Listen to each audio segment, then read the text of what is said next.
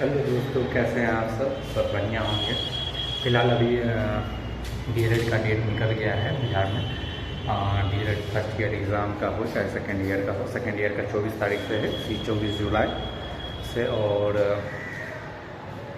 31 तारीख से है फर्स्ट ईयर वाले का एग्ज़ाम। मैं अभी बहुत कंफ्यूज कह लो या कंफ्यूज क्या कहना, मतलब ये कह लो कि बहुत ये हूँ क्या पढ़े क्या करे ना करे। अभी सीटेट का भी है 6 सितंबर को।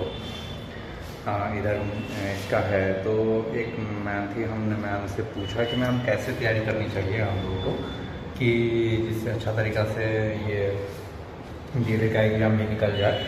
क्योंकि होता क्या है, देखो डीएलएड का मार्क एज इट इज़, मतलब बोलोगे कि आदमी कहाँ ज़रूरत पड़ता है, तो जब बोलते हैं कि बिहार से बाहर जब आप जॉब के लिए जाते हो ना, तो डीएलएड का मार्क थोड़ा सा मायने करता है।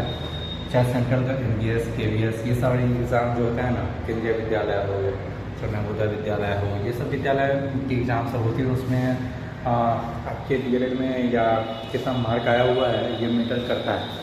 तो इसलिए भी अच्छे से पढ़ो। तो हमने मैडम से जब डिस्कस किया तो मैडम ने बताया कि देखो होता जैसे अभी तुम क्या करो, बारी बारी से सारा चीज़ पढ़ो। जैसे F1 पढ़ा, F2 पढ़ा, F3 पढ़ा, पढ़ने के बाद चाहे आप केस पेपर पढ़ रहे हो या PYQ बुक पढ़ रहे हो, कोई चीज़ पढ़ रहे हो, तो उसमें होता क्या है कि आंसर राइटिंग का जो होता है, नहीं होता है आंसर राइटिंग का कमाल। आप आंसर राइटिंग बहुत कम हो जाती है, तो करो क्या, तो अभी आंसर राइटिंग करो।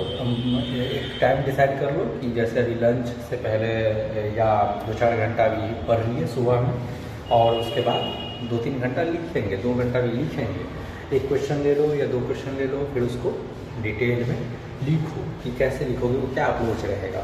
मैडम ने अपना एग्ज़ाम का नोट्स देते हुए बताया कि इन लोग का PG डे करके मैडम लोग का एग्ज़ाम हुआ था। मैम वही दिखाई, तो मैडम बोली कि एक्सपीरियंस ये है, देखो कि हम लोग इतना हाथ चलता था पहले, लेकिन अब क्या है, सारा काम वर्क जो है मोबाइल डिजिटल हो गया है, कंप्यूटर बेस्ड हो गया है, तो अधिकतर काम डिजिटल ही कर रहे हैं।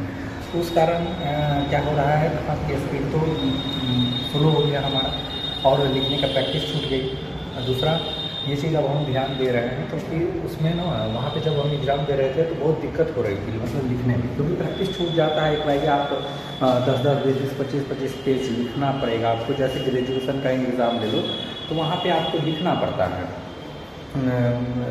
32-32 पेज रहता है, आपको भरना पड़ेगा। पेज जितना भरा रहता है उतना मार्क भी मिलता है। तो मैडम का यही था, आप क्वेश्चन पढ़ो, फिर 2-3 घंटा लिखने का भी प्रयास करो। कैसा आंसर राइटिंग है तुम्हारा, बहुत मैटर करता है। और दूसरा, अभी थोड़ा सा सीटेट वगैरह का तैयारी थोड़ा सा स्लो डाउन कर सकते हो।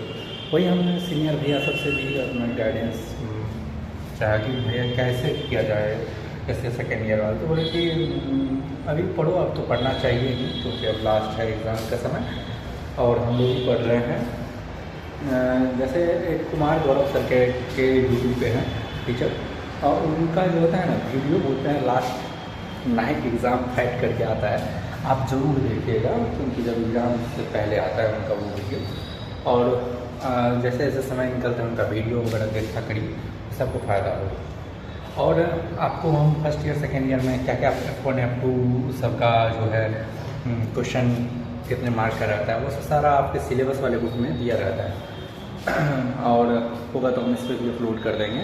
आपका F1 से F4 तक जो होता है ना, प्रत्येक बाहरी जो इंटरनल जो होता है ना 60-60 मार्क का होता है। बाकी लास्ट का जो होता है ना 11 और 12, वो भी होता है 60-60 मार्क का।